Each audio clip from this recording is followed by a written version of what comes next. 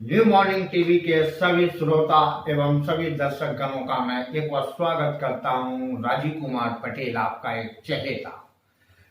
आज मैं हिंदुस्तान के अपने हिंदुस्तानी श्रोताओं एवं दर्शकों के साथ अपने न्यू मॉर्निंग टीवी के विश्व के दर्शकों को संबोधित करते हुए आज मैं आपको हिंदुस्तान के बहुचर्चित मामला गोधरा कांड के ऊपर बीबीसी की द्वारा बनाई गई एक डॉक्यूमेंट्री, जिसमें देश के मौजूदा प्रधानमंत्री नरेंद्र दामोदर दास मोदी के ऊपर लगाए गए कुछ निराधार आरोप हैं। हम इसमें आपको विश्लेषण करके दिखाएंगे। आने वाले एपिसोड सेकेंड में भाग 2 आएगा इसका, जिसमें हम लोग आपको यह दिखाना चाहेंगे कि किस तरीके से सन 2002 में अयोध्या जी से एक ट्रेन साबरमती में कुछ कार सेवक, कुछ राम भक्त अयोध्या जी से भजन कीर्तन करते हुए चले आ रहे थे, जिसे गोधरा स्टेशन के हॉल्ट पे खड़ी की गई और उसमें मुस्लिम युवकों के द्वारा हिंदुओं के ऊपर कातिलाना प्रहार किया गया, जिसमें बहुत लोगों की ट्रेन में जलकर हत्या हो गई।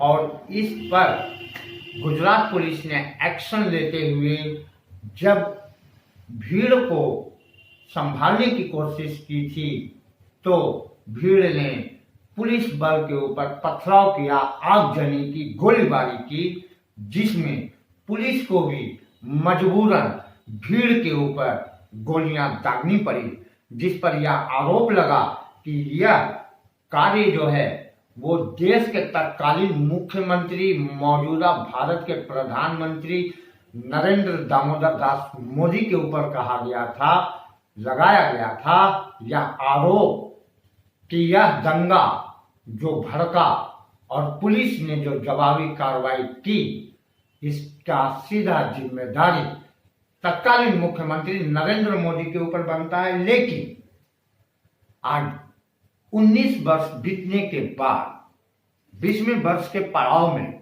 जब मामला भारत सरकार के सर्वोच्च न्यायालय के पीठ के पास आता है, तो फैसला बिल्कुल साफ होता है और इसमें नरेंद्र मोदी के नाम को पूरे केस से अलग थलग कर दिया, एक बगल कर दिया गया।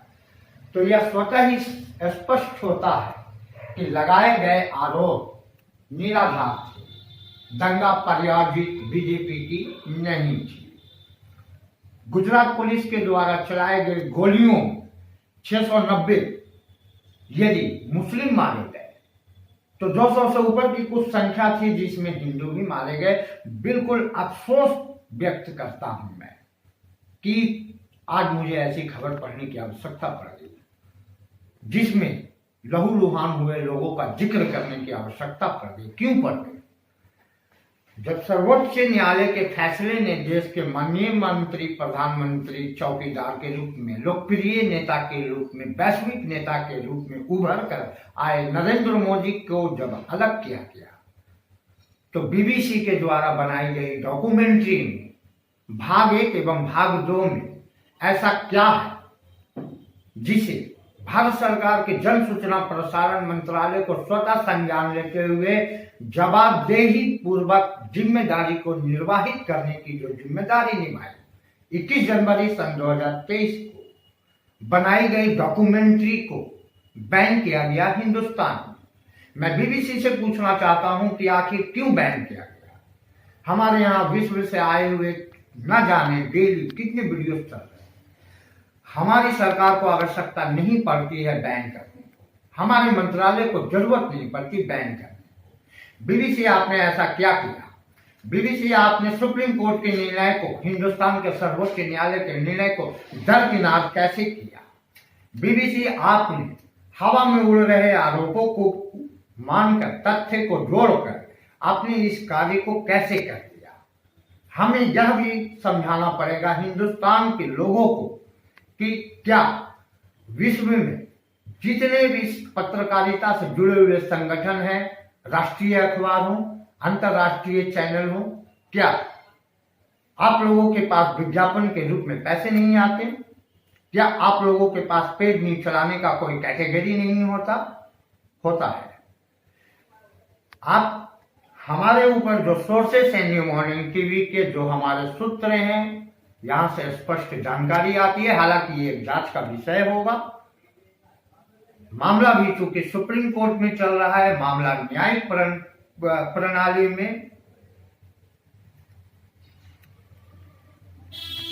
जब मामला न्यायिक है, जुडिशियल है, तो उसमें हम भी कुछ बता नहीं सकते। हमें भी आप दर्शकों के साथ इंतजार करना पड़ेगा सर्वोच्च न्यायालय का क्या फैसला आता है वीडियो को लेकर, जो मोहन शर्मा वरिष्ठ अधिवक्ता सुप्रीम कोर्ट में आए हैं। इनके पास जो मटेरियल है, वो मटेरियल वही सन 2002 का गोधरा कांड का है, जिसको निरस्त किया गया। सुप्रीम कोर्ट के वर्तमान मौजूदा फैसले में नरेंद्र मोदी का कहीं से कोई लेना देना नहीं रहा, जिसकी पुष्टि खुद देश के मौजूदा होम मिनिस्टर अमित शाह ने भी किया। 40 मिनट के दिए गए साक्षात्कार में उन्होंने पॉइंट टू पॉइंट बिंदु बार चीजों को परिभाषित किया, लोगों को समझाने का कोशिश भी किया कि देखो किस तरीके से कितना शांतिपूर्ण रवैये को मौन धारण करते हुए अपने ऊपर लगाए गए तमाम कटाक्ष निराधार आरोपों को कैसे सहन करता हुआ रहा। और आज वो 56 इंच का सीना लेकर सर्वोच्च न्यायालय के फैसले के स्वागत कर रहे हैं। लेकिन फिर भी हिंदुस्तान की विपक्षी पार्टियां जो विगत 10 वर्षों से सत्ता विहीन है और केंद्र की सत्ता में आने के लिए प्रक्रेन किसी भी तरीके से वह अपने स्थान को पाना चाहते हैं। लोकतांत्रिक राष्ट्र में जनता जनार्दन ही फैसला करती है, और जनता ने जो निर्णय बीजेपी के लिए दिया है, जो बहुमत दिया है, इससे घबरा कर यहाँ की विपक्षी पार्टियों ने सन 2024 में आने वाले आगामी लोकसभा के चुनाव को मद्देनजर टारगेट करते हुए, उसको अपने दिमाग में रखते हुए, विश्व के एक जाने माने संगठन बीबीसी के द्वारा, पत्रकारिता का एक बड़ा संगठन, कौन नहीं जानता है, उनके द्वारा उन्हें कुछ पैसे देकर, ऐसा हमारा सोर्स कहता है, ऐसा हमारे सूत्र कहते हैं, कि उनको इस चीज के लिए, इस डॉक्यूमेंट्री को बनाने के लिए उन्हें एक मुश्त भारी पैसा चुकाया गया। तब जाकर उन्होंने हमारे सर्वोच्च न्यायालय के फैसले को एक बगल कर दिया, जैसे हमारा फैसला नहीं हुआ है। इस तरीके से मदन मोहन जी आए सुप्रीम कोर्ट में मामले को लेकर कि बैन क्यों किया गया जन सूचना प्रसारण मंत्रालय के द्वारा। देखते हैं आने वाले कुछ ही दिनों में सर्वोच्च न्यायालय का फैसला आने जा रहा है कि इसमें क्या था और क्यों बैन किया गया।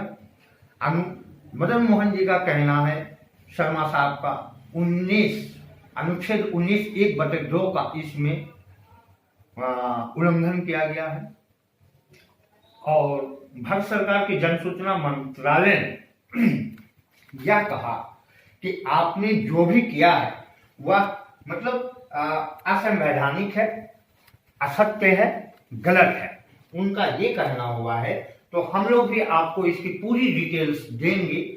हम एपिसोड 2 में आएंगे और उसमें आप देखेंगे कि सर्वोच्च न्यायालय के द्वारा क्या फैसला लिया गया, कैसे उन्होंने इस सारी बातों को एक बार पुनः बताया है।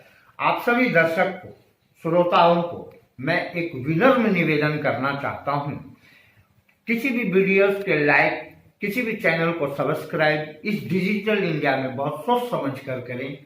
कोई बीबीसी हो, कोई बड़ा चैनल हो, मैं नाम नहीं लेना चाहता किसी का, कोई अखबार हो, जब ये कोई खबर परोस कर लेकर आती है और आपको जब देती हैं, तो इन्हें बहुत बारीकी से सुनना, समझना एवं उसके बाद मानना चाहिए, फिर करना चाहिए। ये नहीं कि बीबीसी आ गया, एक डॉक्यूमेंट्री ले आया, हम जानना चाहते हैं आप बीबीसी हैं कौन, जो एक जुडिशियरी सिस्टम में आपने इंटरफेयर किया, आप सर्वोच्च न्यायालय के फैसले को दरकिनार किया और जबरदस्ती निराधार आपने देश के एक विश्व का सबसे बड़ा लोकतांत्रिक देश के रूप में भारतवर्ष उभरता चला आ रहा है, तेजी से आ रहा है। ऐसे में जिसके नेतृत्व में यह देश बढ़ रहा है, वह नाम है नरेंद्र मोदी, जो स्वयं को प्रधानमंत्री नहीं देश का एक चौकीदार मानता है। ऐसा आरोप लगाने से पहले एक बार आपको भी तथ्यों की पुष्टि अवश्य करनी चाहिए थी। ऐसा नहीं हुआ। हम लोग फिर आएंगे, इसी क्रमांक में आएंगे, इसी विशेषांक में आएंगे। हम आपको बताना भी चाहेंगे कि इसके बाद की जो कहानी बनती है वह कहानी क्या बनती है, पर्दे के पीछे क्या था, पर्दे के आगे क्या है, हम यह भी आपको बताएंगे। और इसी के साथ हम फिर मिलेंगे आपसे, तब तक के लिए धन्यवाद।